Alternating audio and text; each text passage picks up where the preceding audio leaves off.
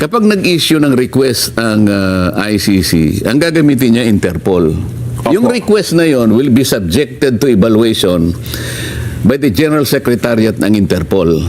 Kapag na-evaluate niya yon, Jen, doon palang dadaan doon sa notification process and diffusion mechanism. May mekanismo yan. Yes po. So, palagay nating dumaan doon.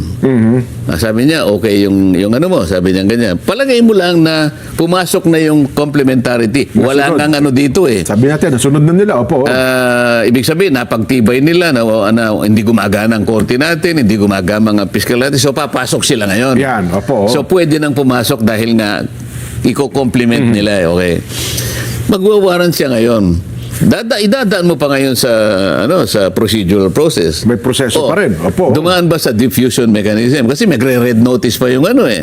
Pag nagkaroon ng red notice, makikipag talastasan ngayon ang Interpol doon sa ating National Central PCTC.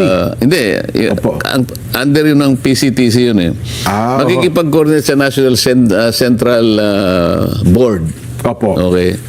Na nasa ilalim ng PCTC. Ayun kaya pala. So yun ngayon ang magsasabi yung NCB. Opo. Sasabihin niya ngayon, NBI, kayo po ang inaatasan namin sang-ayon po sa diffusion order and red notice order ng Interpol.